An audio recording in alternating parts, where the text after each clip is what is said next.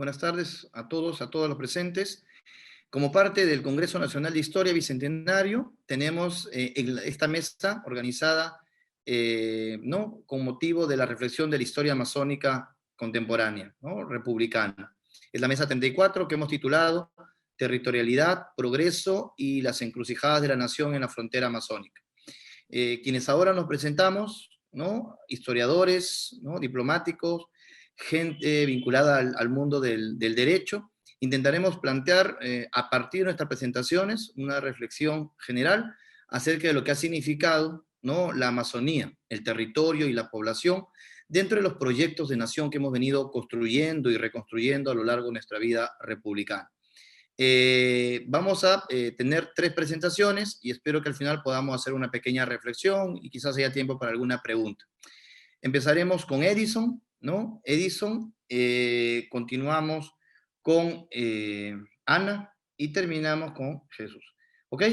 De manera muy concisa, yo voy a presentar a cada uno de los ponentes y luego podemos empezar ya con sus presentaciones. ¿Ok? Empezaremos con Edison Vázquez, quien es egresado de la Facultad de Derecho de la Pontificia Universidad Católica del Perú. La presentación que él nos va a ofrecer titula Una injusticia histórica, la época del caucho, aproximaciones a la asignación de una responsabilidad como conexión social. Te escuchamos, Edison. Bien. Bueno, muchas gracias Juan Carlos por la presentación. Muy buenas tardes con todos. Espero que ya hayan almorzado. Hasta ahora el hambre arrecia. Creo que me escuchan bien, ¿no? Bueno, cualquier cosa igual me interrumpen si es que no se escucha bien o si hay un corte. Un saludo a las personas que están conectadas ahora. Un saludo, bueno, a mis compañeros de mesa virtual. Un saludo especial para Jesús, con quien coincidí en alguna aula de letras hace algunos cuantos añitos nomás. Qué gusto encontrarlo por ahí. Bueno, en esta exposición trataré de ligar algunas ideas de Iris Marion Young, en particular aquellas sobre la injusticia histórica y lo que ella denomina responsabilidad como conexión social, con el periodo del boom del caucho o lo que se llama también la fiebre del caucho. Bueno, el bicentenario, como ya sabemos, vaya bicentenario que nos toca, es un momento especial para repensar nuestra historia. Creo que hay pocos momentos como este en que la historia es protagonista en el debate público, aunque ahora no tanto por todas las cosas que están pasando, pero aún así creo que tenemos que aprovechar. Y yo quiero aprovechar para hablar de la época de extracción del caucho, y más concretamente, pues, como repito, de la época del caucho. Esto es básicamente entre finales del siglo XIX y comienzos del siglo XX. Creo que es un periodo que no ha recibido toda la atención que merece. En mi colegio, por ejemplo, no hubo ni una palabra sobre este periodo, bueno, por lo menos que yo recuerde, y recién fue en la universidad cuando ya pude ir enterándome sobre los acontecimientos del Putumayo, y lo mismo parecía suceder con varios amigos de mi universidad, a los que yo preguntaba si en el colegio les habían enseñado de este tema. Muchos ni siquiera ya en la universidad lo conocían, y para otros era, no sé, casi como una leyenda negra, ¿no? Un rumor. Y creo que esto obedece justamente al olvido que este tema ha sufrido, a la poca importancia que se le ha dado en general.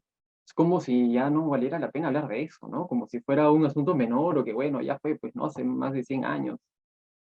En fin, creo que la academia me parece no se interesaba en ese tema todo lo que debería, desde los estudios de memoria, por ejemplo. Creo que faltan más trabajos como los de Wilton Martínez, o más propuestas incluso desde la perspectiva jurídica, como las que hace Juan Carlos Ruiz, y con las demás disciplinas también, ¿no? Bueno, entonces, por eso voy a tratar de echar algunas luces sobre el periodo de este auge de extracción de gomas silvestres, desde algunas propuestas de la filosofía política de esta autora norteamericana que mencioné hace un rato.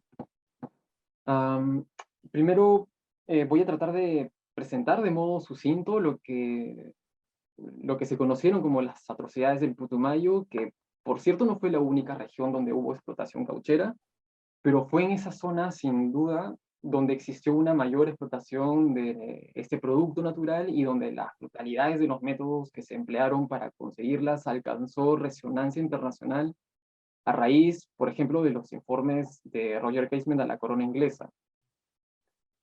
Es en el Putumayo, en realidad en toda esa zona interfluvial comprendida entre el río Putumayo y el Caquetá, zona que por entonces era motivo de disputa territorial con Colombia, un tema que seguro Jesús podrá ampliar diligentemente.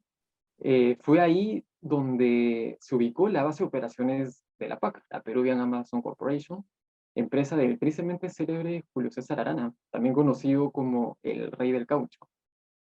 Esta empresa contaba con varias secciones, ¿no? En distintos puntos, que serían para recolección del caucho, para manejar la mano de obra, en fin, y eran regentadas por personajes, pero de los más sanguinarios, ¿no? Uno de los más famosos es Armando Norman, un jefe de sección de una que recibía el nombre nada menos que de Matanzas. Y bueno, precisamente Norman es un nefasto protagonista de muchos de los testimonios que se han podido rescatar de esa época, testimonios, por cierto, de los más escalofriantes, que dan cuenta del absoluto desprecio por la vida de los nativos. Creo que fue Alberto Chirif quien señala que eran considerados menos que objetos, porque incluso a estos, por último, los cuidaban, les daban cierto mantenimiento periódico, en fin, ¿no? Un trato envidiable si se le compara con el trato que recibieron miles de víctimas. Recuerdo haber leído también, creo que fue en los informes por ahí de unos testimonios. Bueno, muchos de los que se negaban a recolectar el caucho o que no cumplían con las medidas estipuladas por los jefes de sección. Para esto no hay que olvidar que, bueno, en paréntesis, hubo muchas rebeliones también en el caucho, ¿no? Quisiera también aprovechar para sacarles como que del eterno posicionamiento de las personas originarias, de los pueblos originarios como víctimas, ¿no? También tuvieron mucha agencia y muchos intentos de rebelión fuertemente apagados. Eh, pero bueno, los castigos entonces, como les decía, eran bastante fuertes. Los que eran severamente, por ejemplo, castigados con látigos, muchas veces se les dejaban encadenados a medio morir en la intemperie con heridas abiertas, exponiéndolos a la descomposición de sus laceraciones. Y además también se indicaba que a veces los capataces en sus momentos de ocio y aburrimiento separaban a una familia y se ponían a jugar tiro al blanco con ellos. O sea, primero con los más grandes y después, a modo de, no sé, agudizar la puntería, usaban como blanco a niños y bebés, cosas de ese tipo. Además recuerdo algunos otros suplicios que ya a este momento serían de mal gusto recordarlos, ¿no? Bien, uno se pregunta cómo es que llegó a suceder todo esto, y creo que las razones tienen que ver más con la estructura social que con la degradación moral de algunos individuos. Más adelante trataré de volver sobre este punto, pero no quiero dejar de mencionar que las afectaciones a los pueblos originarios, como los asesinatos, las torturas, las desapariciones, la esclavitud y los traslados forzados, tuvieron especial impacto porque propiciaron la desarticulación de clanes familiares, ¿no? Y esto afectó las bases mismas de su organización social y cultural, con consecuencias que pueden percibirse hasta hoy. Pero o sea, los traslados no se circunscribieron solo durante el tiempo del auge del caucho, ¿no? Sino que años después, algunos de los ex jefes de sección de la PAC, dedicados ya a la producción agropecuaria o incluso todavía al negocio del caucho, continuaron con los traslados forzados de poblaciones originarias para hacerse de mano de obra gratuita. Y es que los crímenes de los principales caucheros quedaron impunes. Algunos escaparon, otros ni siquiera recibieron, ni siquiera se concluyó el proceso. En fin, hubo principalmente dos jueces que estuvieron a cargo del proceso. Proceso que estuvo pues plagado de irregularidades, hermanitos del ayer, y porque, claro, las poderosas redes económicas de los caucheros estaban extendidas no solo en Iquitos, sino que llegaban incluso a Palacio de Gobierno. Pero entonces, a pesar de las pruebas que se lograron conseguir, todo quedó en nada, básicamente. No hubo sanción, ni mucho menos compensaciones de ningún tipo para las víctimas sobrevivientes. Los pueblos originarios, las víctimas directas, ni sus descendientes obtuvieron justicia, con lo que esto ha devenido en una justicia histórica. Ahora bien, ¿qué es lo que propone la profesora Jung para abordar este tipo de casos, ¿no? ¿Cuál es su propuesta? Primero, para entrar en ella, habría que establecer la idea de injusticia estructural, una idea que ya se ha venido hablando, creo, en algunas mesas antes. Alejandra Watanabe ya lo venía mencionando.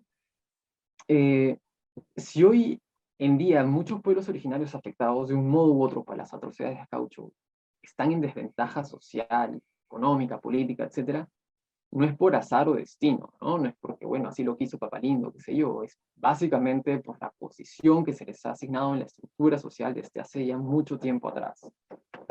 Por ejemplo, durante el boom del caucho, estuvo en boga los postulados del racismo científico, el racismo social, que despreciaban las culturas indígenas y las consideraba como básicamente manifestaciones de salvajismo, opuestos a la civilización y al desarrollo, además de la persistencia de juicios y miedos infundados, como cuando los tachaban de caníbales feroces, como cuando decían que el Putumayo estaba plagado de estos, no come hombres. Pero lo preocupante es que muy poco ha cambiado al sol de hoy. De hecho, durante las protestas en Bagua se repitieron los mismos prejuicios. Ahí teníamos al expresidente García diciéndole perros del hortelano, ciudadanos de segunda categoría, ¿no? Incluso algunas noticias recogieron, pues, que bueno, regresaron caníbales, ¿no? Se levantaron noticias de supuestos caníbales, qué sé yo, miedos antiquísimos, actualizados, bueno, ¿no? Y bueno, mucho de esto se repite todavía en los actuales conflictos con las actividades extractivas y con el manifiesto abandono de los defensores ambientales. Entonces, creo que la injusticia del caucho en efecto es una que tuvo lugar en el pasado, pero sus inercias, sus causas, consecuencias todavía revisten de mucha actualidad. De hecho, el factor étnico-racial, por ejemplo, está muy presente y lo hemos visto también en estas elecciones, ¿no? Y este factor ya forma parte de una injusticia estructural que esta generación ha heredado y que precisamente por eso nos convoca a la reflexión y a la acción, a asumir nuestra responsabilidad frente a esta injusticia histórica que sigue pendiente, cual herida abierta. Pero, ¿a qué tipo de responsabilidad nos referimos, no? ¿A qué tipo de responsabilidad se refiere Jung cuando habla de esas injusticias históricas? Pues a lo que ella propone, a lo que ella denomina responsabilidad como conexión social, que es, por cierto, distinta a la responsabilidad en los términos que comúnmente se plantean en las legislaciones penales o civiles. Y esta distinción me parece importante porque este modelo, digamos, típico y común de responsabilidad entrañaba o entraña una serie de limitaciones técnicas y conceptuales para abordar estos casos de injusticia histórica. Sobre todo aquellos casos en los que tanto víctimas cuanto perpetradores originales dejaron de existir hace varias décadas, como en el caso de la fiebre del caucho, ¿no? Allí ya no había responsabilidades penales que perseguir, porque estas se extinguieron o se extinguen a la muerte de los imputados, y en cuanto a las reclamaciones por compensaciones económicas, que en todo caso pudieran solicitar los descendientes de las víctimas que sigan sufriendo las secuelas del pasado, bueno, creo que estas nos enfrentan, como dije, a conceptos y técnicas que aún son materia de debate en algunos sitios, pero que en caso de concretarse, creo que este tipo de compensaciones no parecen ser demasiado efectivas para asegurar, por ejemplo, medidas de no repetición y en cese, o la disminución de las actuales iniquidades, eh, porque desatienden el punto clave, que es el cambio de las estructuras sociales injustas. Y por el contrario es lo que busca más bien el otro modelo, este modelo de responsabilidad de conexión social. Este modelo, pues, dice Jung, eh, es idóneo para abordar, o es más preciso para abordar injusticias históricas. Para empezar, a diferencia del anterior, del modelo típico, ¿no? No es como aquel, ¿no? No es un modelo donde no es como el modelo típico común, donde ahí sí interesa, digamos, encontrar la línea causal entre el hecho lesivo y el autor para poder impartir sanción. En cambio, este otro modelo busca alejarse de términos como culpa o deber, más asociados a discursos jurídicos, quizás religiosos. Y en ese sentido, esta responsabilidad es un poco más laxa, ¿no? Como cuando se apela más bien al sentido de responsabilidad ciudadana o no sé, al voto responsable. Es decir, no hay una obligación externa que luego te sanciona si no cumples con esa responsabilidad. Más bien este modelo de responsabilidad de conexión social apela al compromiso cívico, a la acción política colectiva de quienes, pues, de aquellos que participan o participamos en la producción y reproducción de procesos estructurales con consecuencias injustas para muchas personas.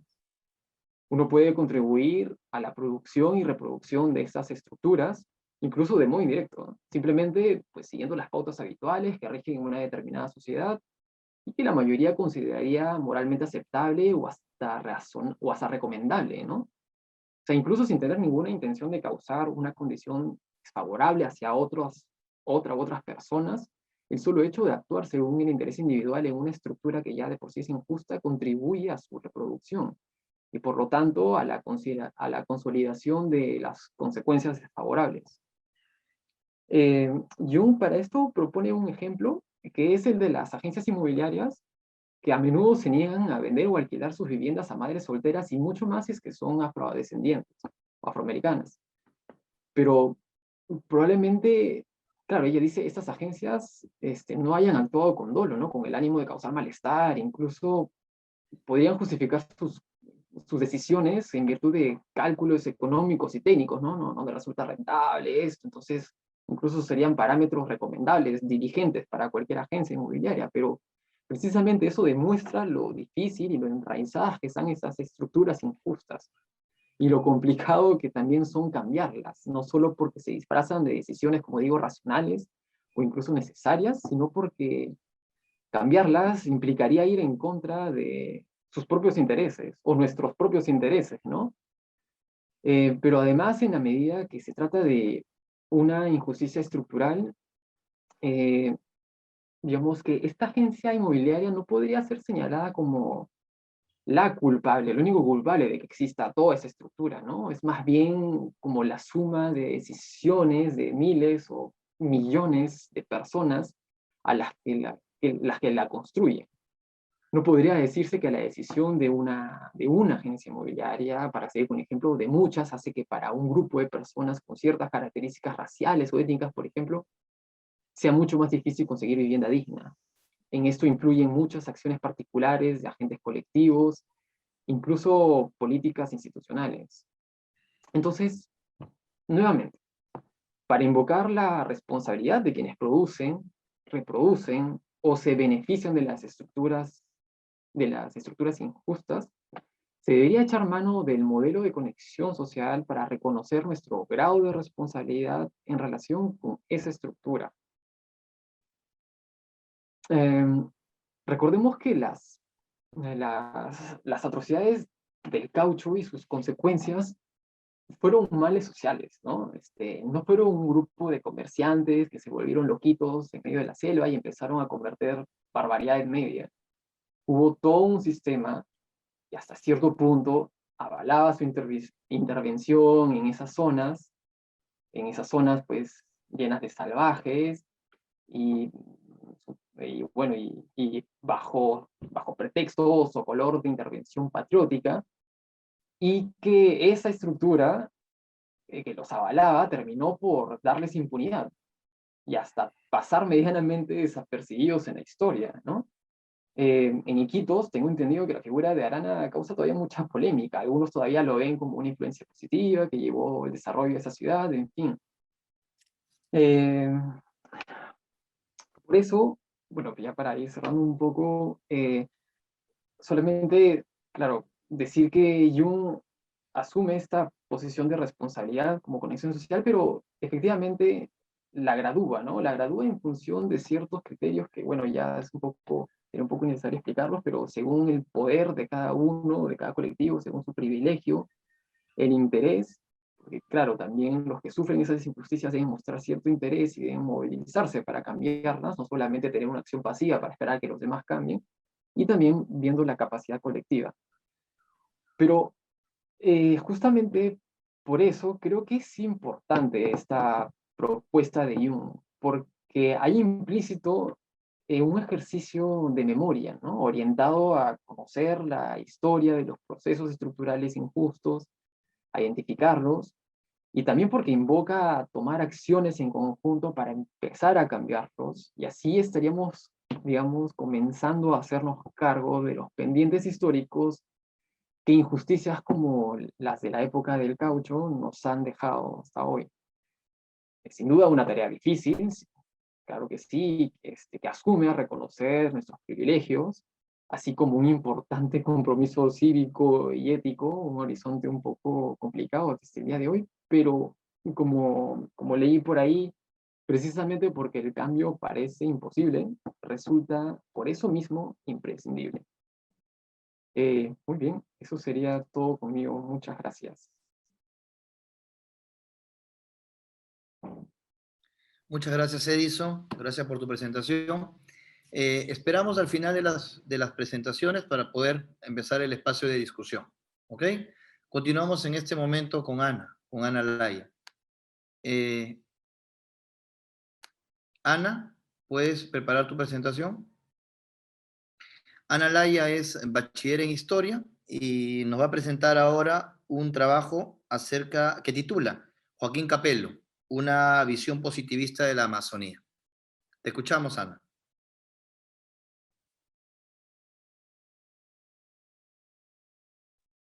¿Me escuchan? Ya. Buenas tardes. Bueno, hoy día voy a presentar una ponencia que se llama Joaquín Capello, una visión positivista de la Amazonía. Bueno, como imagen aquí muestro una postal de Eduardo Pollack, del Camino del Pichis. En resumen, este es un trabajo que busca analizar la visión de Joaquín Capello a partir de su obra La Vía Central del Perú, que se publicó en 1895. Aquí se recopilan documentos acerca del Camino del Pichis, que fue la primera vía que en teoría unía Lima con Loreto. Se aprecia un punto de vista positivista que gira en torno a tres pilares: civilización, nación y progreso. Capello era un funcionario del siglo XIX que cree en el triunfo del hombre sobre la naturaleza y percibe al Perú como un médico, un cuerpo humano. Él sigue el funcionalismo de tipo spenceriano. Esta presentación se aborda desde la historia intelectual, la influencia del positivismo y su aplicación práctica en una concepción del progreso material del país, en un contexto especial en el cual el discurso técnico se consolidó dentro del aparato estatal y se legitimó frente a la opinión pública.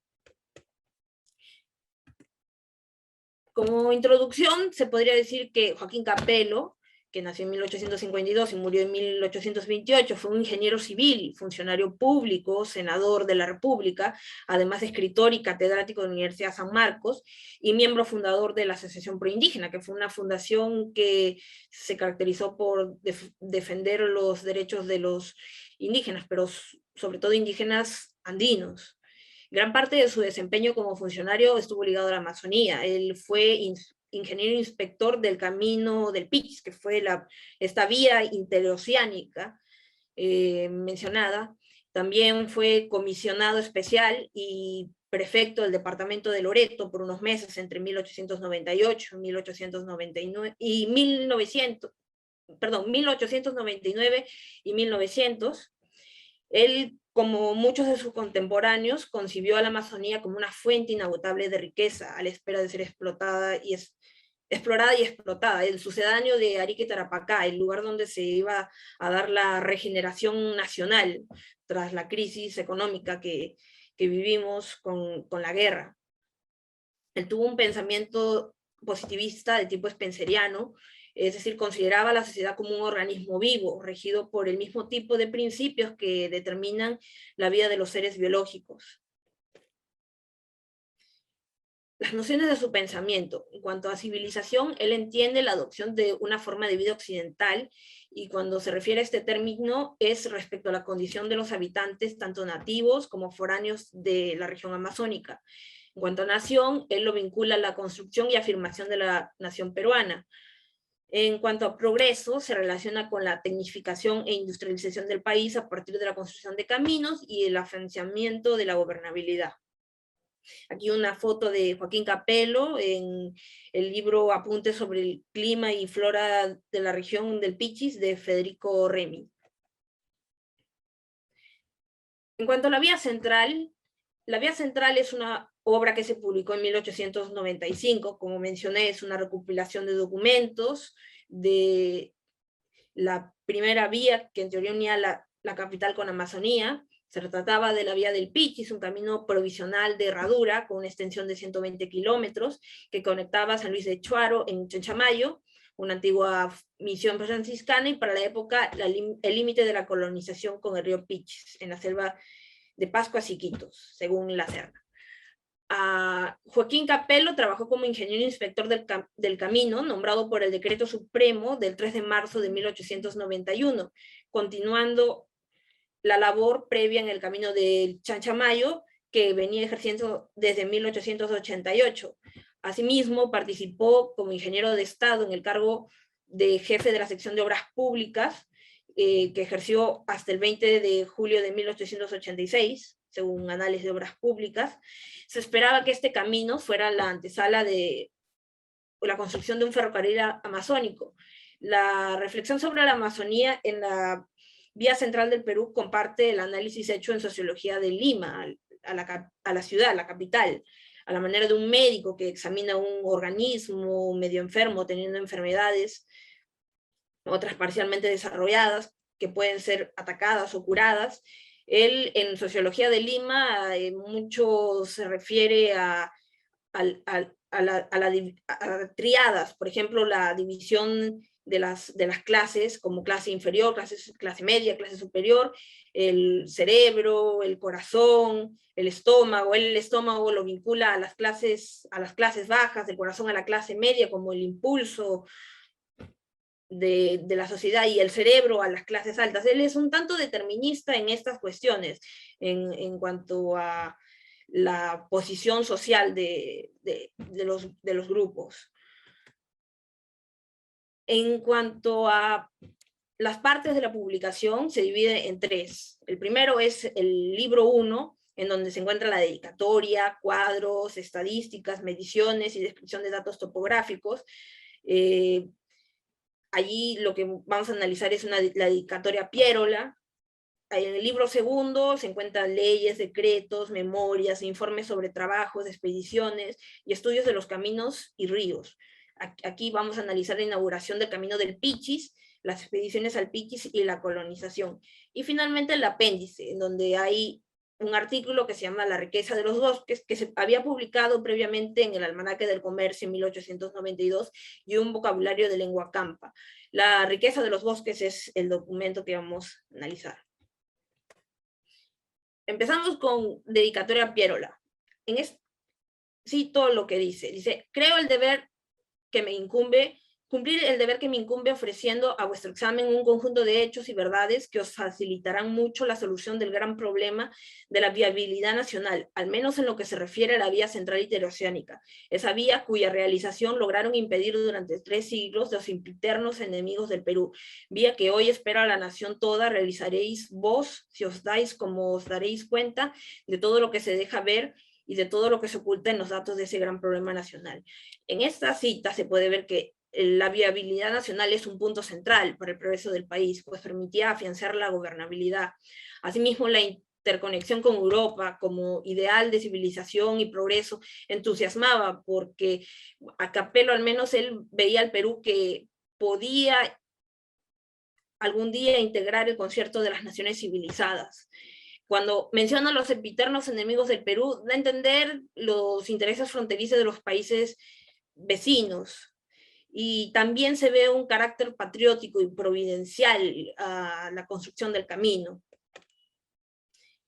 En cuanto a la inauguración del camino del Pichis, el cito dice, el Perú, después de larga y ruda prueba, parece acercarse a ese periodo de reacción tras el cual divisa el patriotismo días venturosos de que los pueblos solamente gozan. Vuestra presencia, es decir, los funcionarios, manifiesta que nos acompañan aquí la nación misma, cuyo unánime deseo ha sabido interpretar y realizar el gobierno, haciendo práctica y hoy un hecho la comunicación interamazónica de todos nuestros gobiernos desde la época del coloniaje.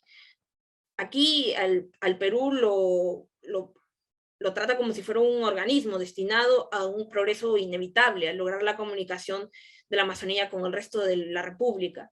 La Amazonía es parte de un proyecto de integración del país.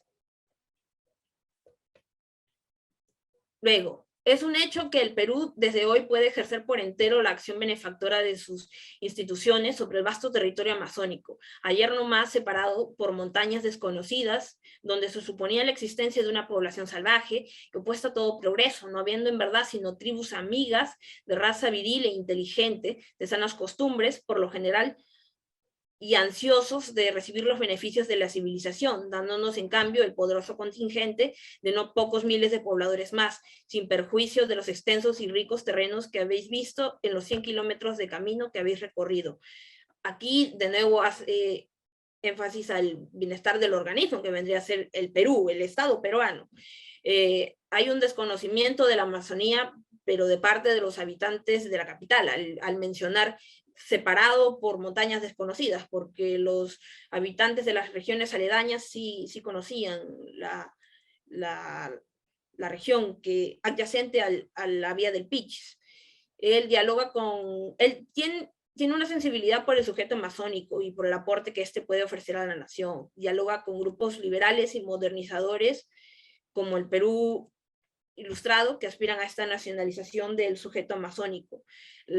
Al decir que ellos están ansiosos de recibir los beneficios de la civilización, da a entender que hay una receptividad de los nativos a la forma occidental, a la forma de vida occidental.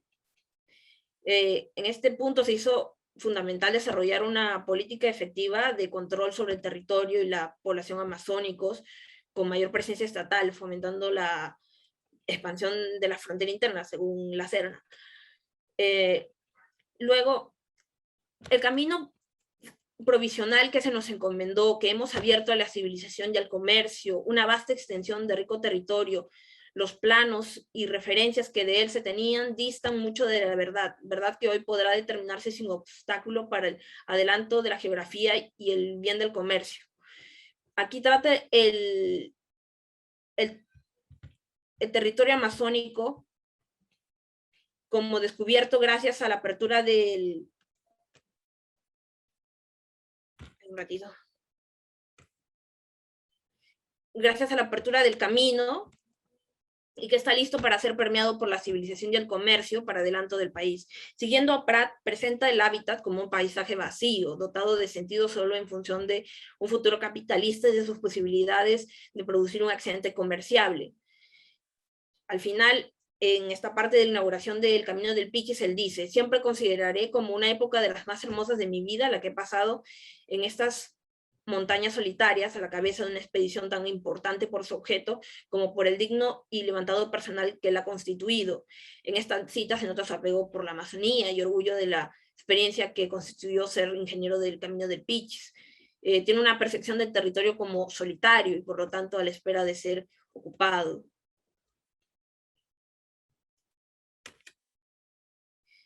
Luego, en la parte de las expediciones, se dividen en tres. La primera es una cita de la expedición, la primera expedición de 1891, en donde él refiere a los expedicionarios al Pichis tienen desde su salida de junio de 3 de 1891, poderosos enemigos que solo esperaban la oportunidad para iniciar sus ataques, y estos comenzarán a hacerse toda luz desde fines de julio, en que se sintieron reforzados con un contingente del exterior. No obstante, la obra continuó hasta su inauguración y pudieron aprovecharse los esfuerzos de la expedición. Colón y Lesseps fueron dos grandes luchadores. El primero dio batalla a la ignorancia y al temor. El segundo la dio al interés velado e insaciable de un pueblo poderoso y grande. Colón descubrió un continente. Lesseps abrió el canal de Suez, arrancó al rey de los mares el monopolio de su comercio. Y como todo el mundo en el mundo se reproduce variando la escala, en el camino del Pichis debían presentarse, aunque en proporción infinitamente pequeña, las mismas luchas, las mismas amarguras. Capello refiere a los opositores del Camino del Pichis que pensaban que la ruta era inviable. Habían opositores tanto en Lima como en Quito. También hay que considerar que había una competencia entre provincias, entre Tarma, entre Huánuco, por dónde pasaba la vía. De ahí entretallar la vía del Mairo.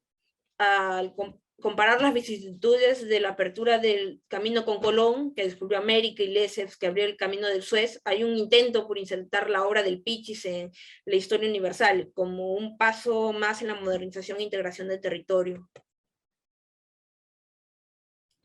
En la segunda expedición menciona lo siguiente: la obra del mal parecía triunfante, allí quedaron intactos los estribos del puente, quedó también sobre esos estribos una de las dos vigas armadas sobre que descansa la obra, sirviendo esa viga para que los chunchos la utilizasen como puente en la travesía del río y tal vez para mostrar que era útil la obra destruida. Él hace referencia al sabotaje hecho por los enemigos de la vía, quisieron cortar los cables del puente Ñeno en diciembre de 1891, y que en 1892 volaron con dinamita el puente de vigas armadas del río Huirique. El autor vuelve a señalar a los enemigos de la vía, a los que trata como si fueran seres malignos. Es un señalamiento moral que suele hacer Capello. Capello era un defensor férreo de la vía que conllevó a construir, aunque, como mencioné, no eran pocos los que los cuestionaban por lo largo y tedioso del camino. En la tercera expedición menciona lo siguiente: aparecieron en el río 3 balsas canoas tripuladas por indios caucheros que venían de Lucayale. Ellos vieron con asombro la res, las bestias, y nuestros operarios vieron sus embarcaciones. El momento era solemne, de una y otra parte hubo gritos de contento, se acortaron las distancias, se estrecharon las manos y se hizo canje de productos. Desde ese instante quedaron unidos para siempre el occidente y el oriente peruano. La faja de monte que durante 3 siglos los separara quedaba rota, y un camino de herradura, malo sí, pero traficable a bestia, quedaba en ese suelo para marcar la ruta que en breve tiempo recorrerá veloz locomotora. El encuentro entre los nativos y los operarios era un momento de confraternidad entre peruanos, es lo que considera Capello. Él vuelve de nuevo al sentido providencialista al señalar que quedarán unidos para siempre el occidente y el oriente peruano. Y la expectativa de que el ferrocarril recorra la Amazonía, bueno, es evidente que aún no se ha reparado en las dificultades de su realización.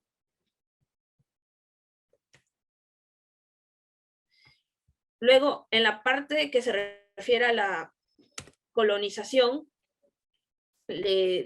cito lo siguiente: en los tiempos modernos la colonización constituye un problema y se presenta para muchos como la de más difícil solución. Un hombre fuerte, acostumbrado al trabajo material, situado en un medio de un monte y provisto de unas pocas herramientas y semillas, si tiene asegurada su subsistencia por cierto tiempo, puede establecer un fondo sin gran esfuerzo. Bueno, aquí el autor se refiere a una ocupación de personas foráneas a la Amazonía, es decir, los colonizadores, y la posibilidad de establecer un fondo implica beneficios que se otorgaba a dichos colonizadores que eran auspiciados por el Perú, más no los nativos amazónicos, a no ser que ellos aceptaran ser civilizados. Menciona 3 tipos de colonos: el colono chino, el peruano y el europeo. De los 2 primeros dice que están acostumbrados a vivir con frugalidad y que dan buenos resultados, y del tercero, que es muy costoso y que rehuye de todo trabajo personal. En esta época existía una preocupación compulsiva por la formación étnico-racial del medio compuesto por mayorías indígenas, y a cuyas taras se debía el Estado y atraso y postergación nacionales. Capello se aleja de la tendencia del Estado a favorecer la inmigración europea. Él cree que debe mejorarse las condiciones de los nativos, tanto andinos como amazónicos, para que se logre la modernización y progreso del país. El proyecto del Pichis llevó a la práctica un proyecto de colonización militar dirigido por el ingeniero Carlos Pérez. Aquí en la litografía del Perú Ilustrado se ve el mejoramiento de la vía de Tarma a Chanchamayo. Esto lo tuve de Facebook. Bueno, la siguiente parte, bueno, la última, es la de riqueza de los bosques. En riqueza de los bosques hay 2 secciones. La primera dice: hay algo que atrae y fascina en el bosque, algo que nos subyuga al contemplar una vegetación exuberante y grandiosa que contrasta allí con la soledad que allí reina, inhospitalario para el hombre, falta de allí todo, con vegetación destinada para servir como barrera insalvable contra el atrevido viajero. En esta frase se puede notar su concepción de los bosques como un lugar fascinante y solitario, evidentemente desde una perspectiva occidental de la ocupación geográfica. Aquí denota su visión de la Amazonía como naturaleza agreste y tomando como eje al viajero, que forzosamente es ajeno a la región. Luego, él me hace una mención de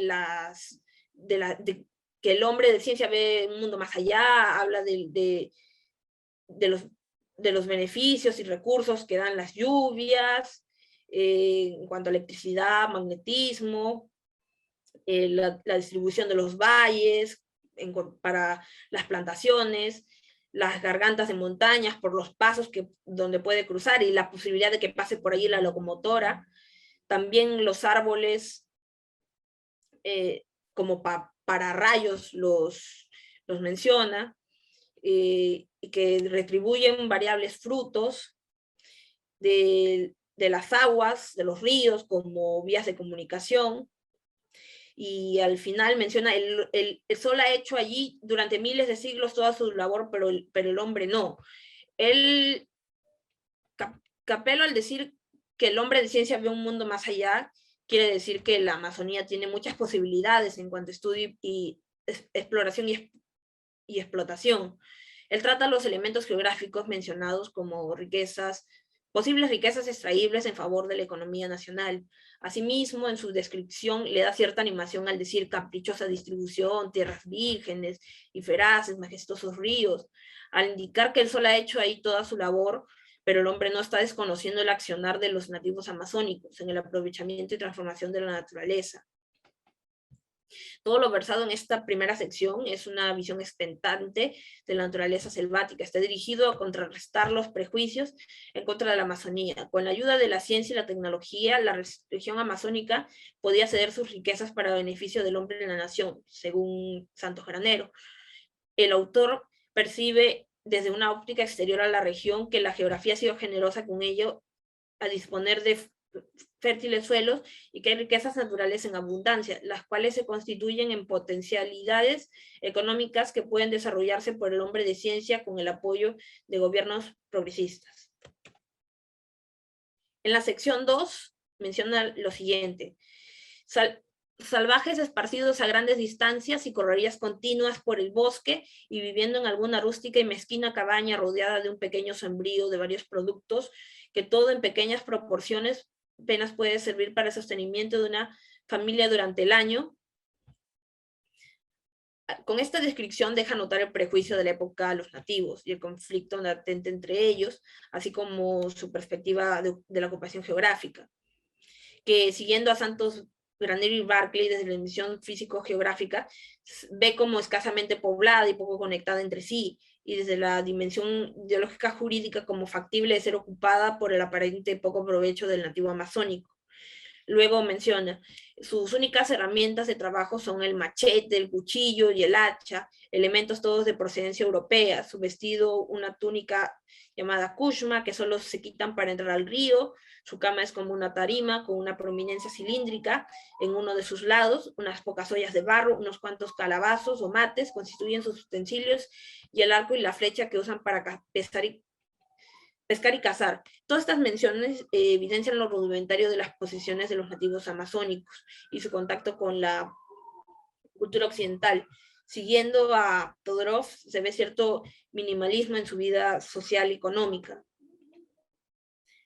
Luego, él indica, si el infeliz salvaje que tanto ignora y de tanto carece puede asegurar su subsistencia y la de su familia, sin más que unas cuantas horas de trabajo, ¿qué no podría hacer allí el hombre civilizado, dueño desde la cuna de los innumerables beneficios con que la civilización nos muestra la gran ley de la solidaridad universal? Él compara el trabajo del nativo en cuanto al rozo de terreno, construcción de la cabaña y sembrío de la chacra con 100 horas de trabajo del hombre civilizado. Esta comparación denota nuevamente la imagen prejuiciosa del autor respecto a los nativos amazónicos, pero que admira por el poco trabajo que les alcance para sostener a su familia.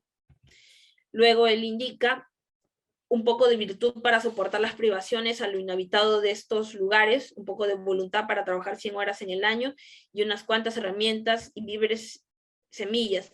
Él cree que la Amazonía está llena de posibilidades para el hombre civilizado, foráneo al lugar, al que le bastará para formar riqueza un poco de virtud. Luego, hay que considerar que Capello tiene una visión contradictoria con los nativos, porque por un lado resalta que ellos son de carácter pacífico, que pueden trabajar unas cuantas horas en el año y les alcanza para comer, pero por otros los denomina chunchos salvajes, considera que son inferiores. O sea, la mayoría de sus contemporáneos postulan que los nativos, muchas veces que los nativos no pueden ser insertados a la nacionalidad peruana, que es muy difícil o imposible. Aquí menciona el carácter pacífico de los chunchos, sus prácticas hospitalarias, su respeto por la propiedad, así como el amor por su libertad y la varonil entereza con que sostienen todo lo que creen en su derecho, hacen de su personalidad algo interesante para levantar el nivel de la dignidad humana, muy particularmente en esa parte enferma de nuestras poblaciones indígenas, donde tan profunda huella han dejado los atropellos y las injusticias de 3 siglos. Esta descripción denota la valorización de los nativos amazónicos como sujetos y potenciales ciudadanos, al ponerlos de ejemplo para levantar el nivel de dignidad humana de las poblaciones indígenas, es decir, los nativos andinos, a los que tradicionalmente se superpone sobre los amazónicos. Ana, disculpa, ¿podrías ir cerrando, por favor? Ya estamos con el tiempo. Gracias. Sí, ya voy a cerrar. Perfecto. Bueno,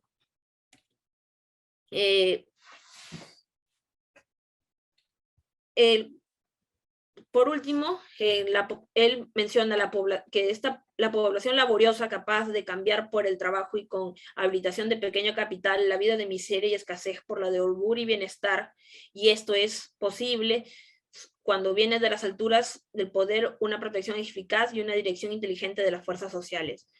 Estas menciones siguen tomando como eje al hombre civilizado y denota la consideración de los pobladores nativos como inferiores y sujetos de una vida paupérrima.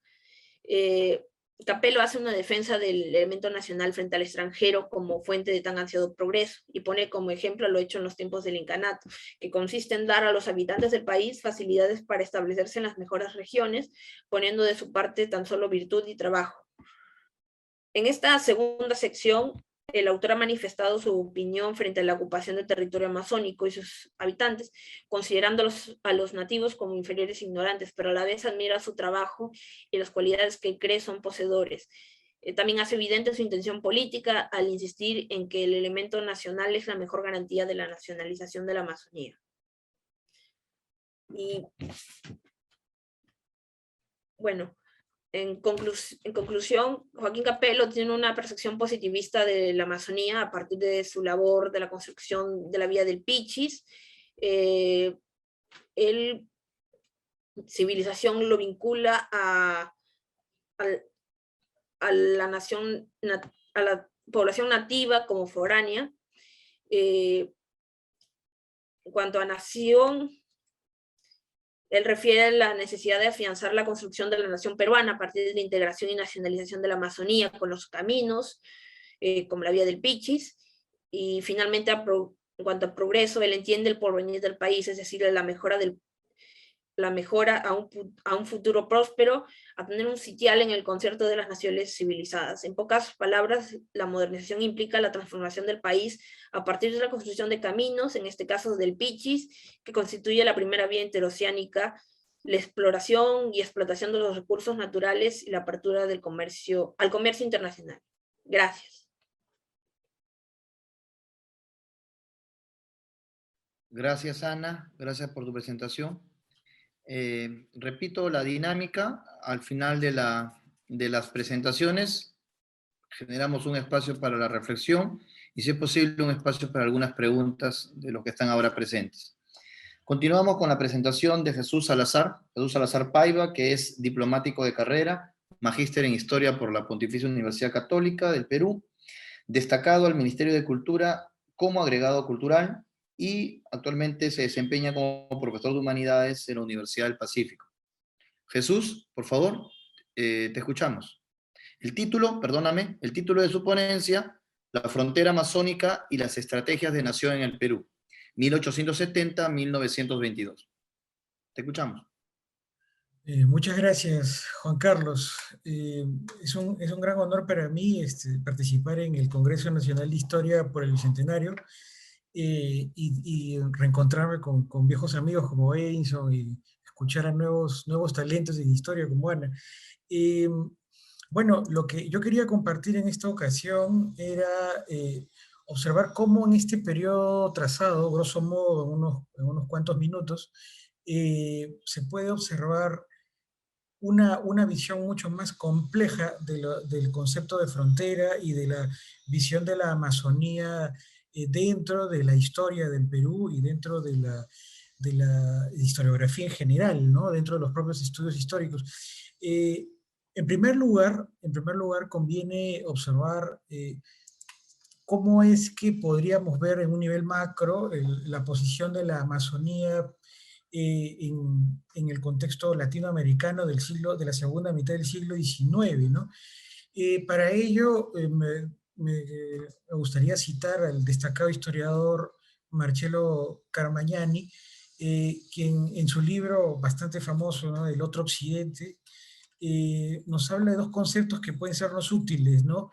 En primer lugar, que los países considerados como periféricos, ¿no?, fundamentalmente en América, Asia y África, tenían una relación que él denomina relación interactiva, ¿no?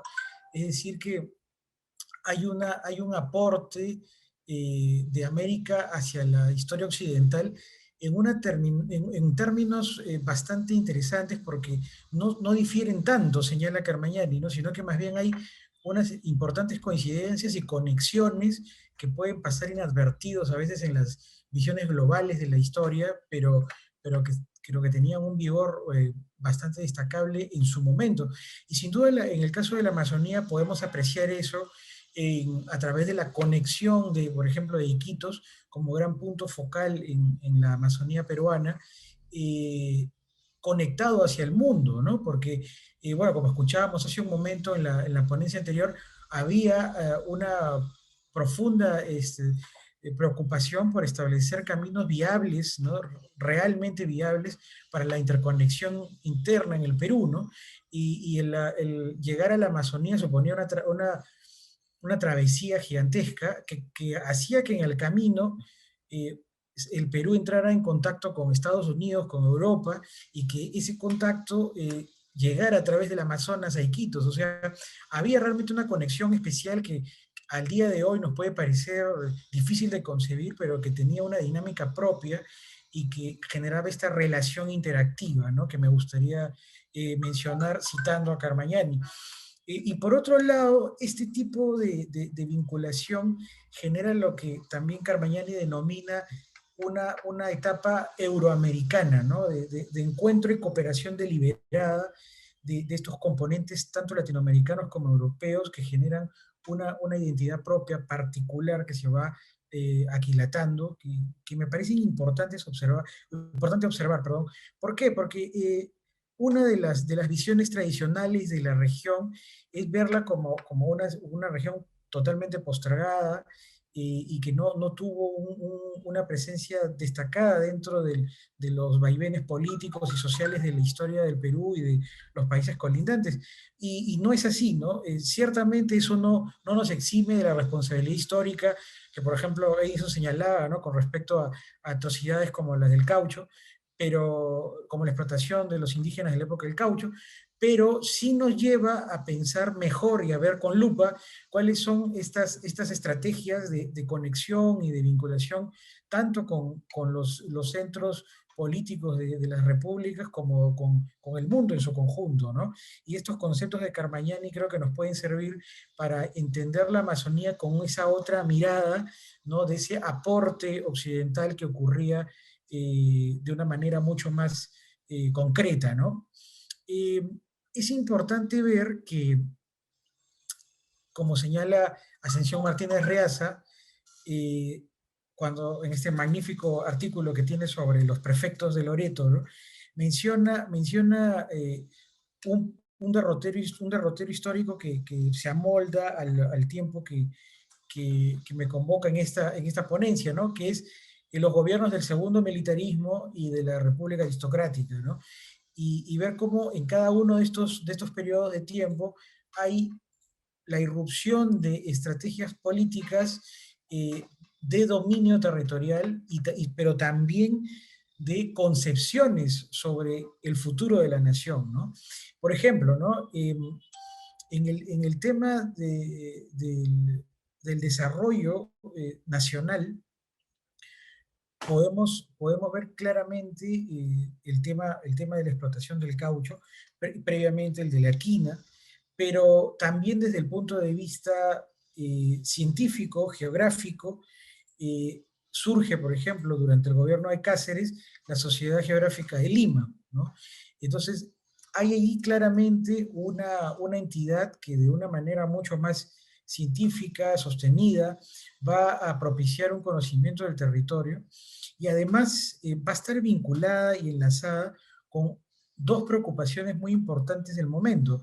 La primera, que es la delimitación del establecimiento de los límites y por lo tanto de demarcación de fronteras, pero también la necesidad de consolidar una verdadera conexión de estos territorios o una progresiva conexión de estos territorios a la nación, porque ya había un temor de separatismos, como bien señala Frederica Barclay, ¿no? En su famoso libro sobre el Estado Federal de Loreto, ¿no? Es decir, hay también una agenda política que sitúa a la Amazonía no solamente como un espacio de exploración alejada, y que ciertamente lo era, es verdad, pero dentro de la concepción política vigente en el momento que nos ocupa, había una prioridad y un lugar especial en esa proyección. Y muchos autores señalan que claramente esta priorización debido a una serie de sucesos políticos que también habían ocurrido, ¿no? Como por ejemplo la Guerra del Pacífico y tan chocante tanto para el Perú como para Bolivia, con quienes también habrán algunas disputas en la región amazónica, también con el Brasil, ¿no? Entonces, esta visión de control territorial, de incorporación a la nación, se ve también mediado por no solamente una visión fronteriza, sino también por una cuestión de consolidación e integración al desarrollo nacional, ¿no? Ese es un detalle muy importante que me parece que pone en valor Frederica Barclay, por ejemplo, en su libro, y que me parece pertinente traer a colación. Yendo tal vez a eventos un poco más concretos, es importante destacar, y bueno, y aprovecho también para expresar públicamente mi agradecimiento al Archivo Histórico de la Marina, realmente un excelente trabajo, y he podido consultar. Igual el Ministerio de Relaciones Exteriores, que es la institución a la que pertenezco, tiene un excelente archivo de límites y central histórico que siempre me han dado facilidades de investigación que aprovecho para agradecer. Por ejemplo, ¿no? Ya para el año 1867, 68, empieza a verse cómo la presencia de la Marina de Guerra va a consolidar puestos claves de paso fronterizo en lo que hoy es Leticia, por ejemplo, ¿no? Y en un momento fue del Perú, cuando por orden expresa de Ramón Castilla va a establecerse estos fuertes que van a organizarse en las capitanías, ¿no? Entonces ahí tenemos una primera estrategia que busca no solamente la presencia del Estado, sino también el conocimiento del territorio e ir evitando la penetración del territorio por agentes extranjeros, ¿no? Pero también podemos encontrar, además, al haber revisado algunos documentos en el archivo, algunos detalles interesantes, como por ejemplo la presencia de una profunda conexión, como dije al principio, ¿no?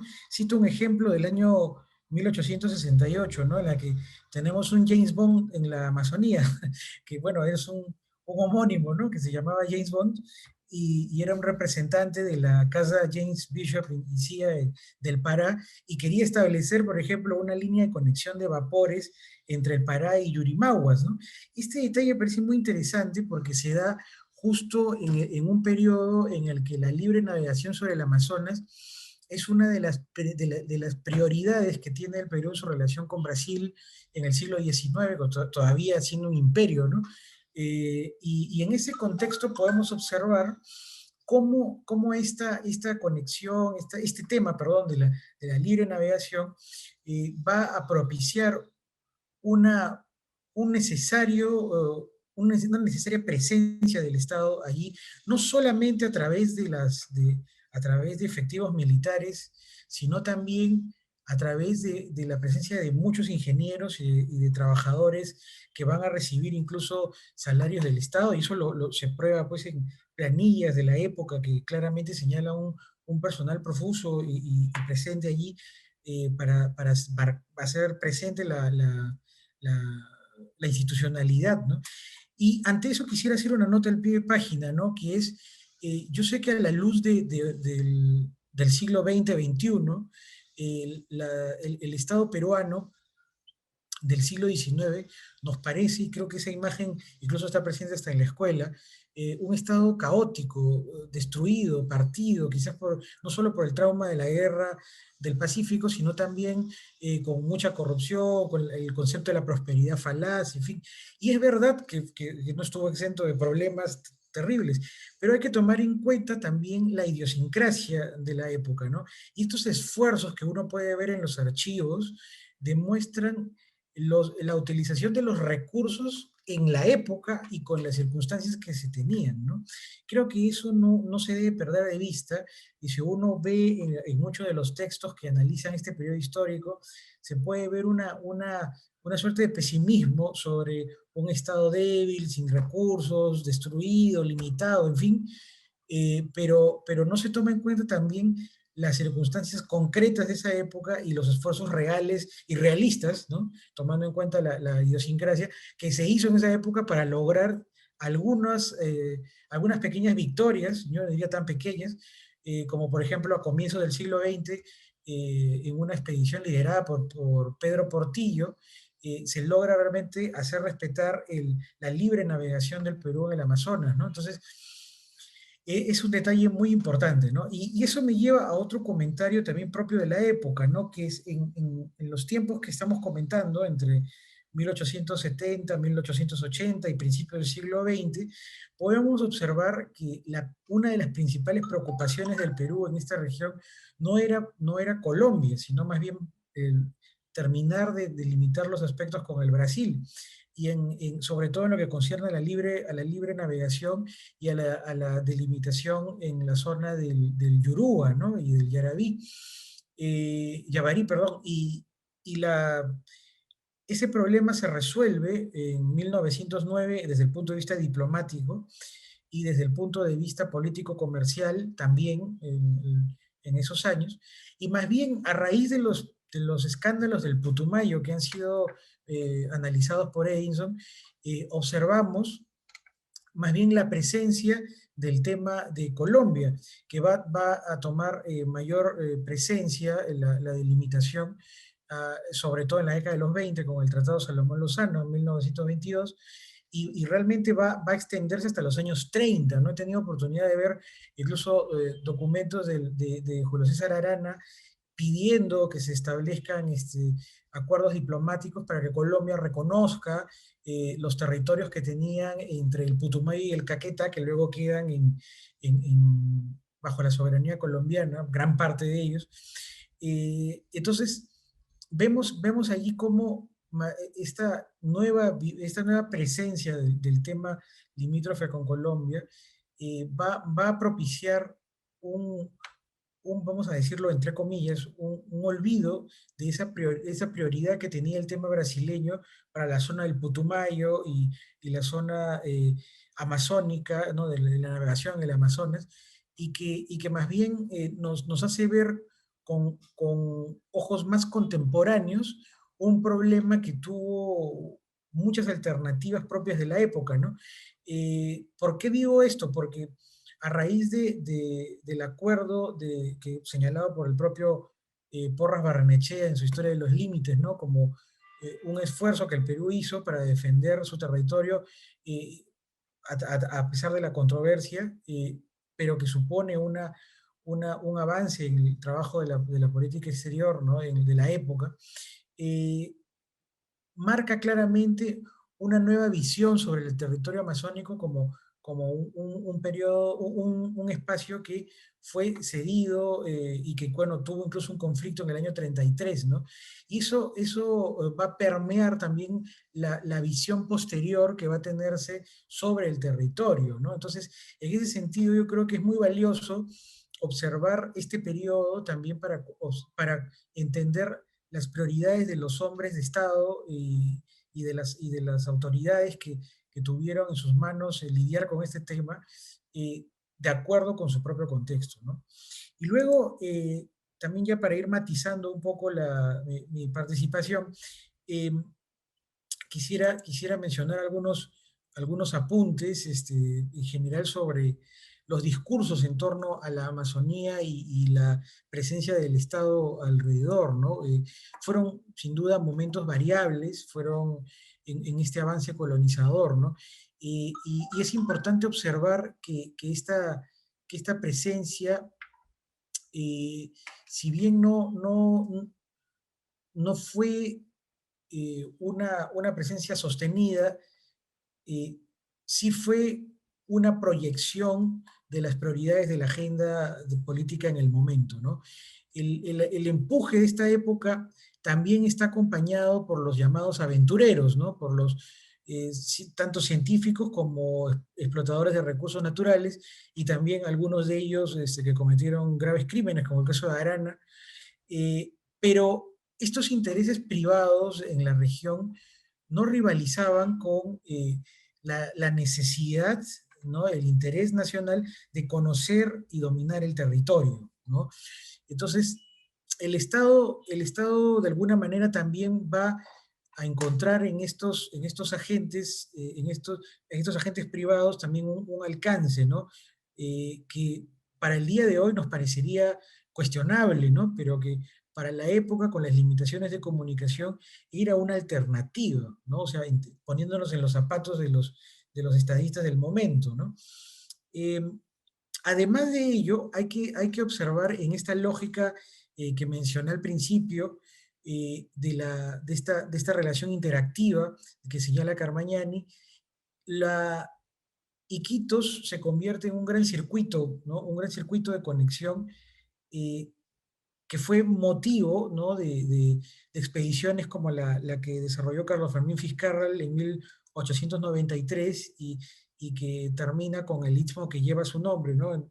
En este famoso paso entre Lucayali y el Madre de Dios, eh, transportando piezas en el famoso vapor Contamana, ¿no? Que, que no llega, bueno, muere Fitzcarrald en esta exploración, pero busca ese interés de generar este circuito, ¿no?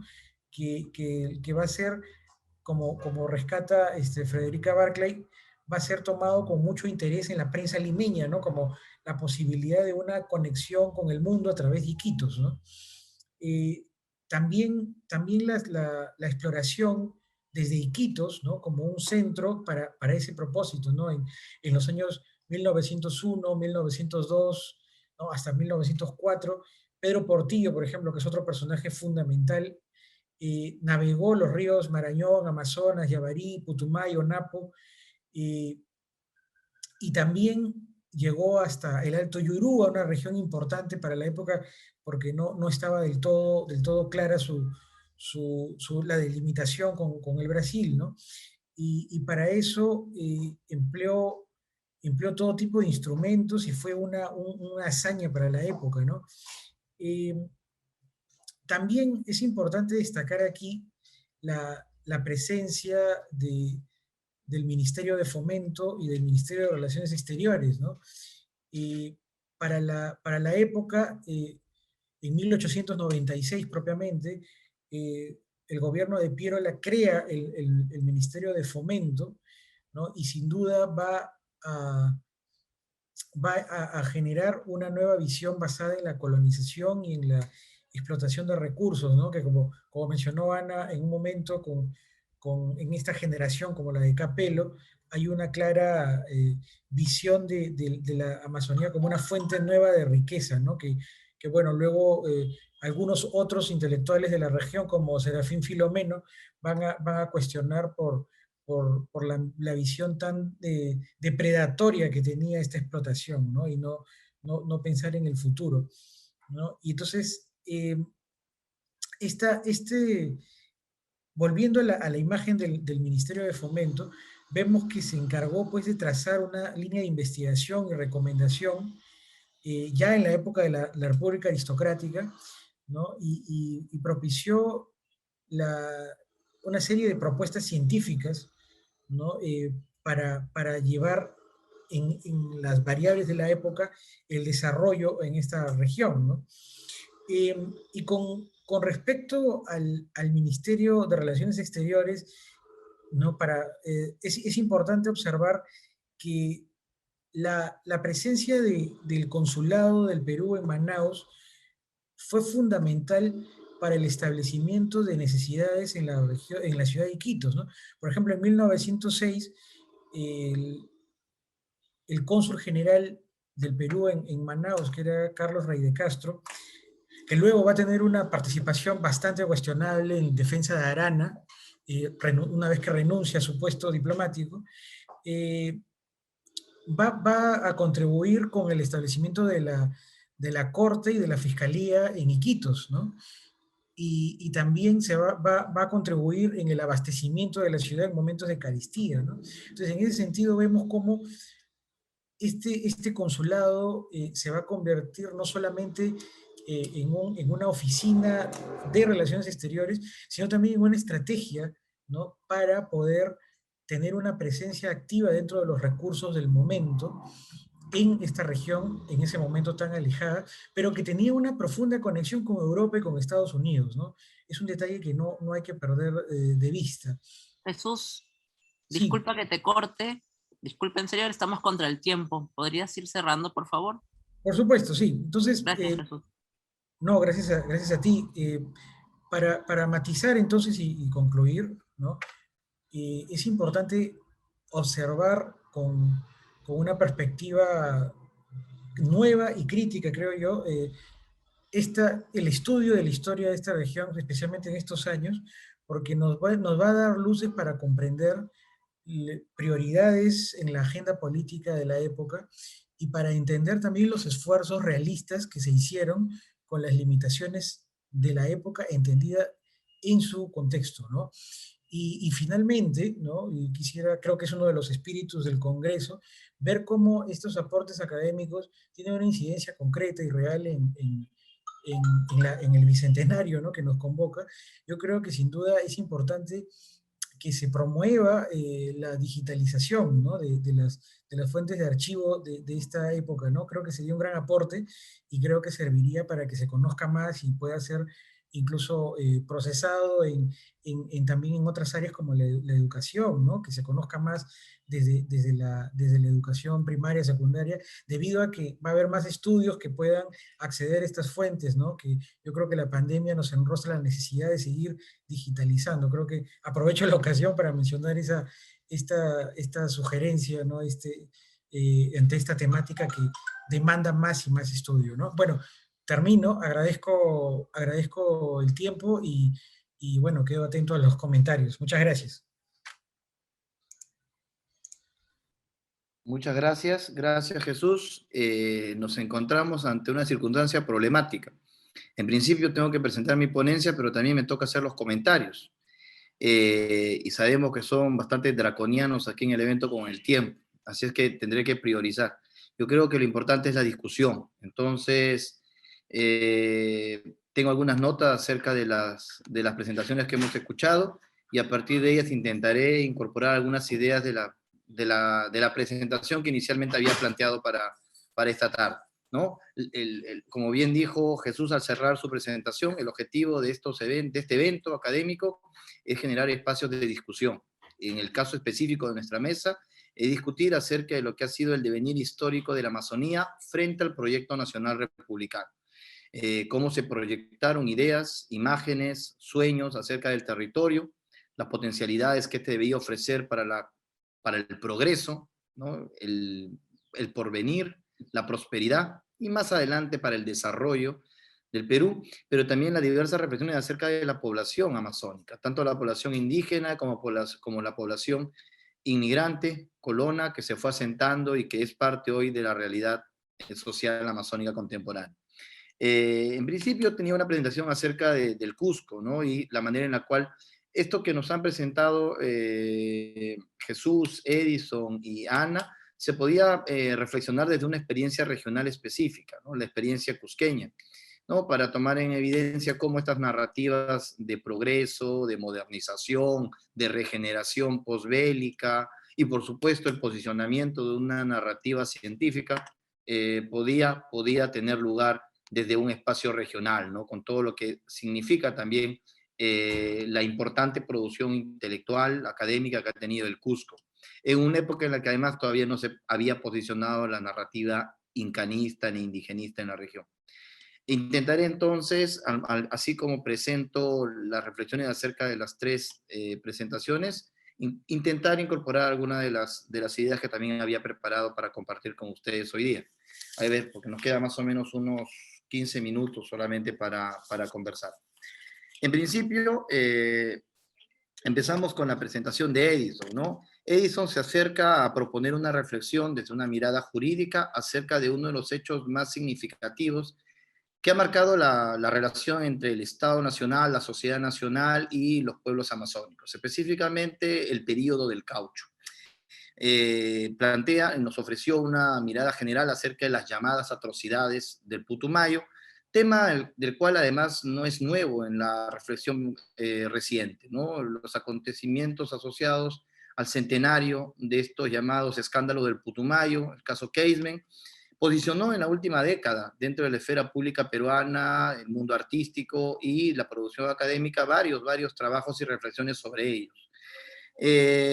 Sin embargo, que exigen también una reflexión, ¿no? Estamos en un escenario de reflexión bicentenaria, es pensar y preguntarte también, Edison, hasta qué punto estas narrativas sobre las víctimas terminan aranizando el proceso del caucho, como si realmente el proceso del caucho, en toda la complejidad de hubiese repetido específicamente la experiencia que, según las denuncias que tenemos y los pocos testimonios que hay, pudo haber significado la práctica de las caucherías en la zona del Putumayo y las empresas vinculadas a este cauchero Arana, ¿no? Hay una putumayización del proceso cauchero, y en este afán también de reconocimiento de víctimas, ¿no hay acaso una pérdida de la agencia de los sujetos amazónicos al no ser capaces nosotros de reflexionar también la capacidad de agencia que tuvieron muchas poblaciones indígenas para negociar también sus propios intereses en un contexto complejo, ¿no? Que significó el periodo del caucho? Son preguntas que uno también podría hacerse en este contexto mayor de reflexión bicentenaria.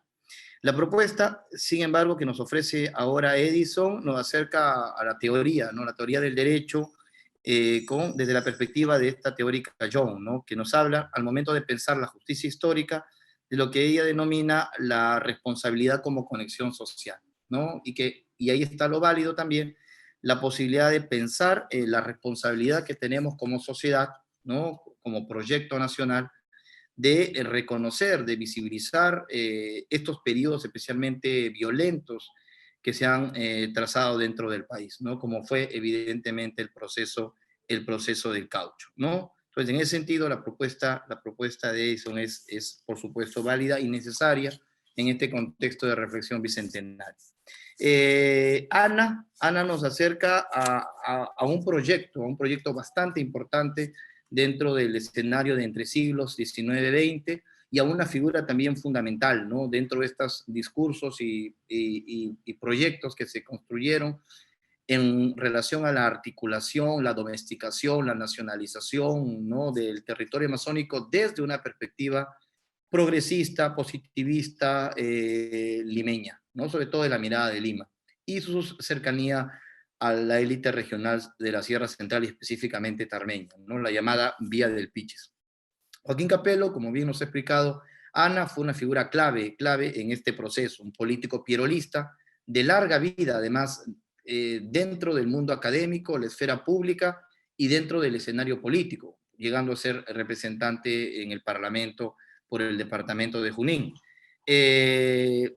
La lectura que nos ofrece aquí Ana se acerca específicamente a una de las obras, ¿no? De uno de los textos claves de Capello, ¿no? Esta memoria sobre la Vía del Pichis, un texto que se publica en varios momentos y en varias entregas, que en realidad está recopilando muchos de los informes que el propio Capello, como autoridad encargada del camino del Pichis, fue entregando a las autoridades del Ministerio, de la Dirección de Fomento, antes de ello al Ministerio de Gobierno y Obras Públicas, y que en muchos casos también habían sido ya conocidos en la medida que circularon en la prensa escrita de la época, ¿no? Estamos entre finales de la década de 1880, la década de 1890.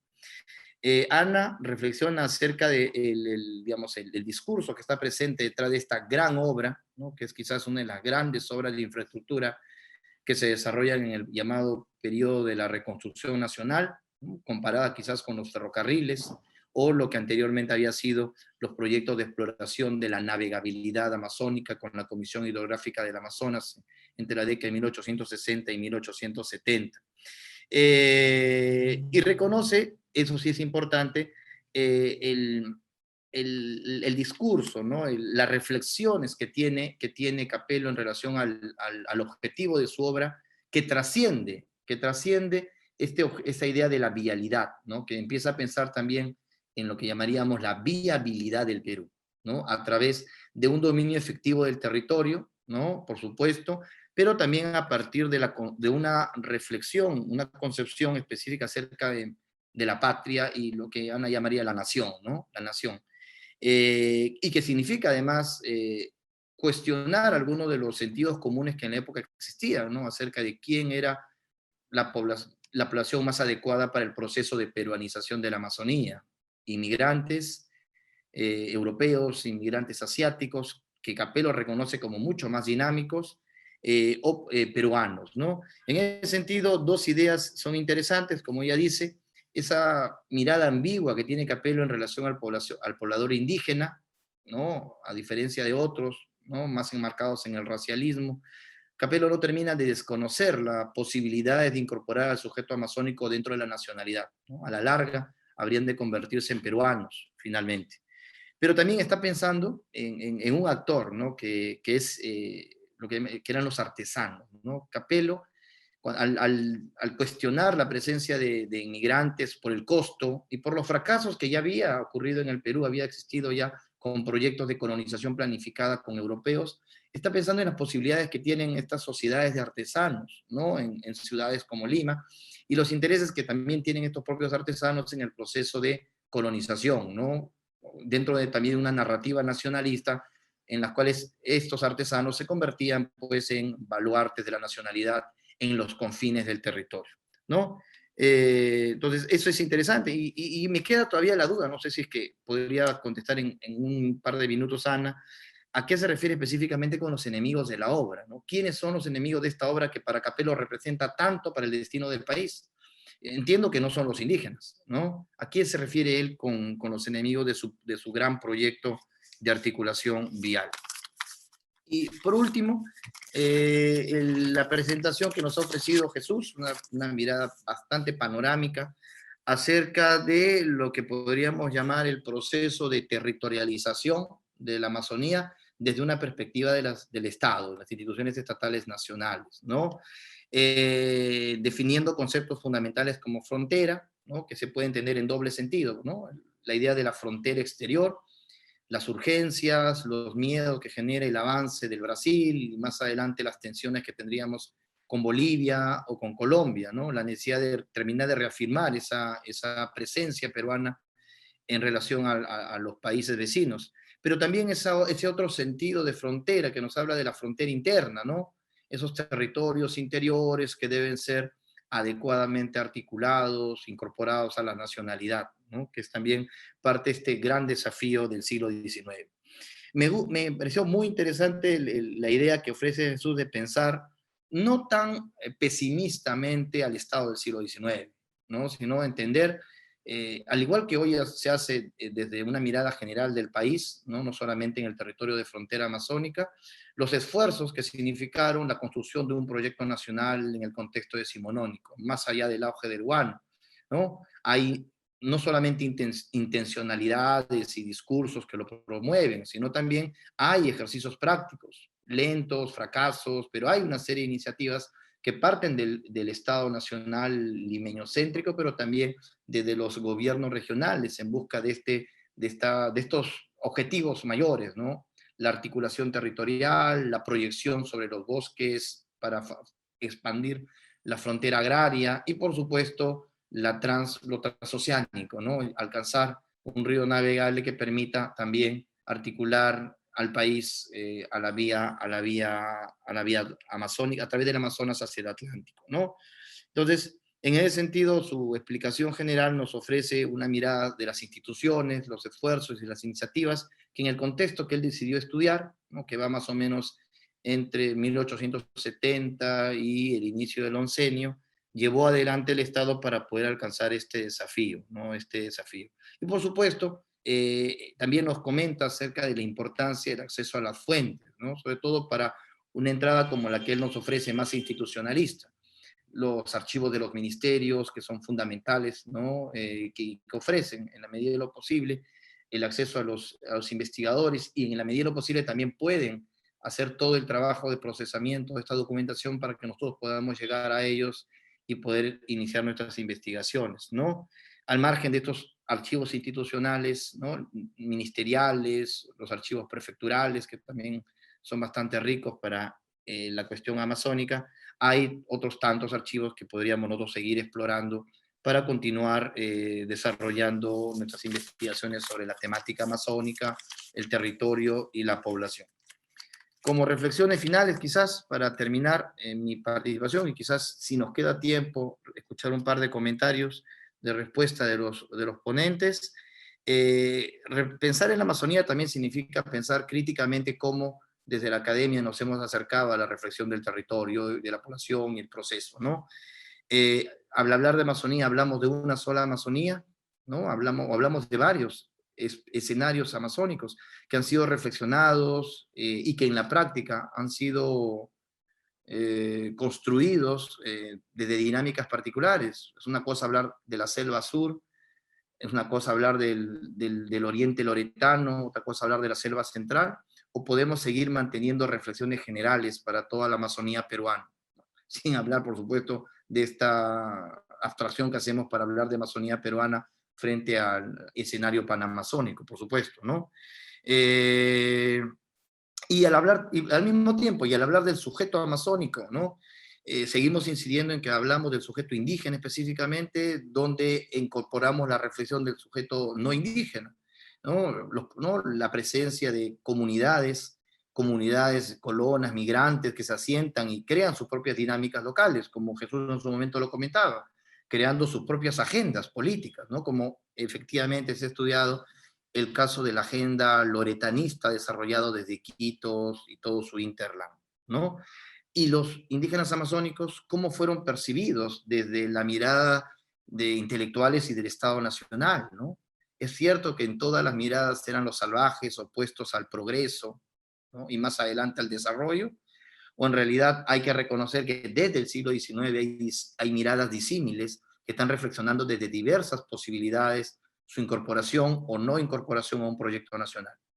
Es correcto decir que todas las respuestas a los actos de violencia, a los enfrentamientos fueron de tabula rasa, como efectivamente ocurrió. Hay discursos que plantean la posibilidad de repetir en el Perú lo que estaba ocurriendo en Estados Unidos, lo que estaba ocurriendo en Argentina, que era tabula rasa, ¿no? Y el exterminio de la población indígena, o hay que reconocer que también, y más bien, y fueron dominantes otras reflexiones acerca del sujeto indígena que insistieron y finalmente, o no tan eficientemente, plantearon su incorporación a un proyecto nacional a través del mercado, a través de las misiones o a través de otros procesos, ¿no? De otras posibilidades.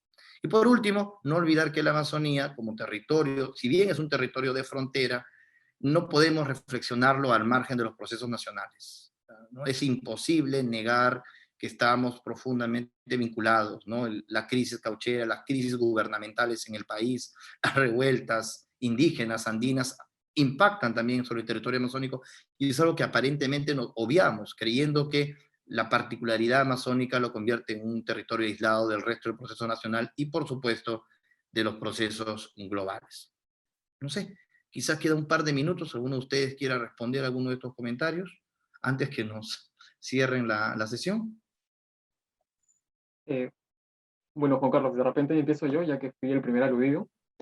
Bien, brevemente, respecto a esta putumalización, aranización, lindos neologismos interesantes. Creo que esto sí tiene en parte razón, pero creo que también obedece a razones un tanto más prácticas, ¿no? En cuanto a la disposición de documentación.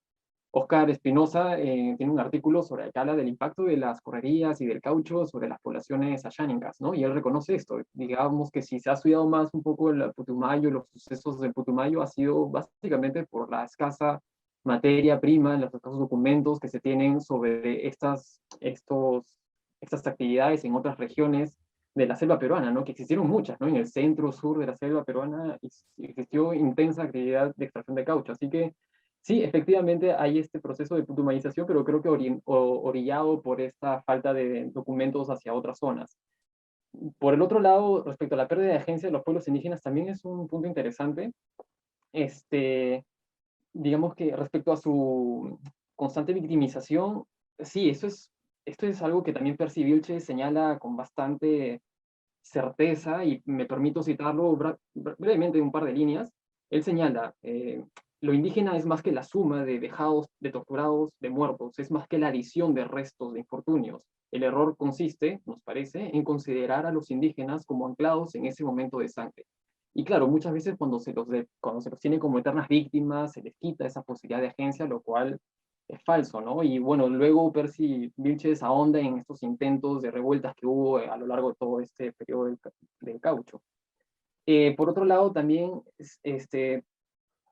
hay que reconocer esa capacidad de agencia de los pueblos indígenas cuando, recuerdo que en el 2012 hubo una ceremonia en La Chorrera, justamente en la que se reunieron distintas familias, pueblos originarios de Colombia y Brasil, que fueron desplazados, y en que hubo una serie de actividades en torno a pedidas de perdón por parte del gobierno colombiano. También estuvo ahí autoridades, estuvo el presidente del Congreso peruano y el Ministerio de Cultura, que también pidieron perdón por las atrocidades, los delitos cometidos ahí. Y en esa ceremonia tengo entendido que hubo un requerimiento también de los descendientes de las víctimas en cuanto a las cuestiones que esperaban que el Estado y en general todos tengamos para remediar un poco ese legado trágico, ¿no? Entonces, ¿qué ha pasado con esos requerimientos, no? También es un poco lo que como que ha quedado en letra muerta, quizás, o en palabras que nunca fueron recogidas y aterrizadas en políticas públicas, ni tampoco en los comportamientos de los ciudadanos respecto de estas situaciones. Y sí, habría que además finalmente analizar cómo opera la memoria para ellos, ¿no? En distintas poblaciones originarias nosotros insistimos en una mirada quizás occidentalizada de memoria, ¿no? De recordar y todo esto, pero de repente para muchos de ellos funciona de manera distinta, ¿no? Recuerdo también que en esta ceremonia muchos pueblos, o bueno, los representantes de los pueblos indígenas cerraron el canasto de la tristeza y abrieron el canasto de la abundancia, justamente en muestra de un esfuerzo por tratar de abrir otros tiempos para sus pueblos, ¿no? Habría que de repente dedicarle más estudios a cómo opera la memoria y las agencias que ellos tienen respecto de este pasado histórico, pero con lo que le viene ya en el futuro.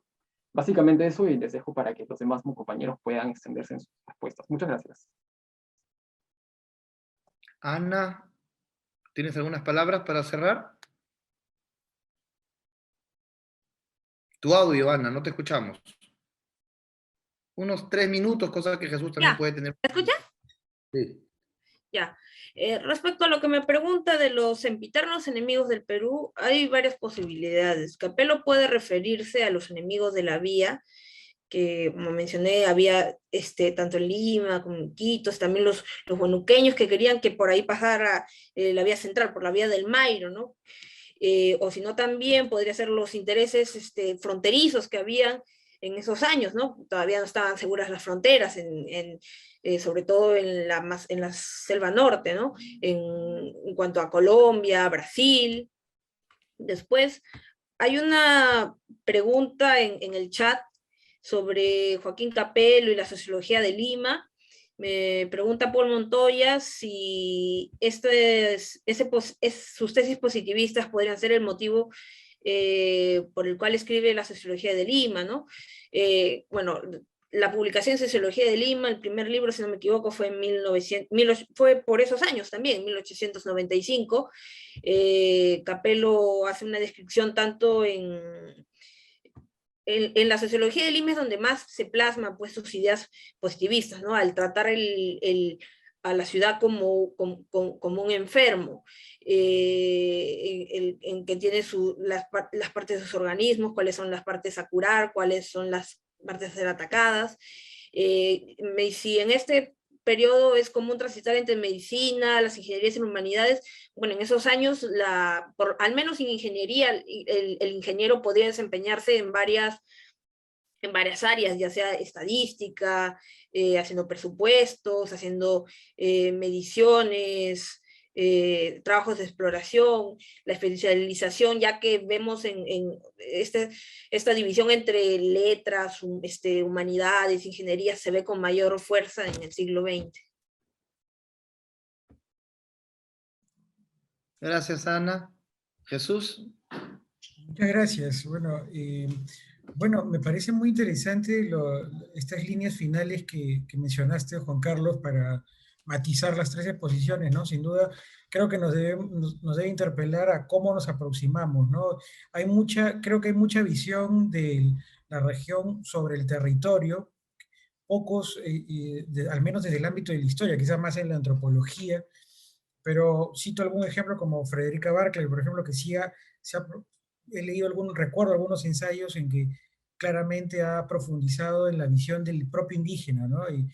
Y yo creo que esa presencia, un mayor desarrollo de esa línea de trabajo podría ser interesante, ¿no? Que existe, pero tal vez podría repotenciarse. Luego también creo que hay otro factor que suele ser invisibilizado mucho más, ¿no?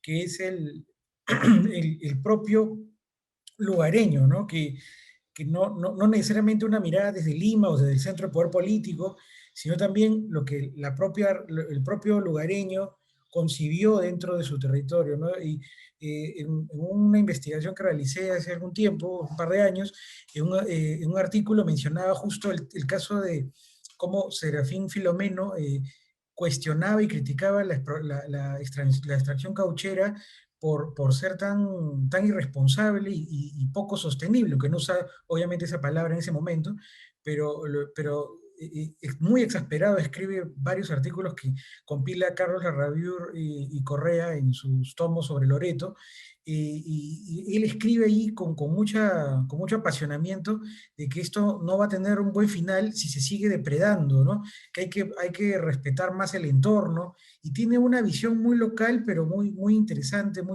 de una visión de futuro para su propia localidad, que creo que también son apuestas y discursos que deben analizarse para visibilizarlos más en el marco del Bicentenario, ¿no? Y básicamente es lo que quisiera comentar, ¿no? Y agradecer nuevamente por la invitación a la mesa. Pues bueno, hemos logrado el objetivo de alcanzar el tiempo que nos había correspondido.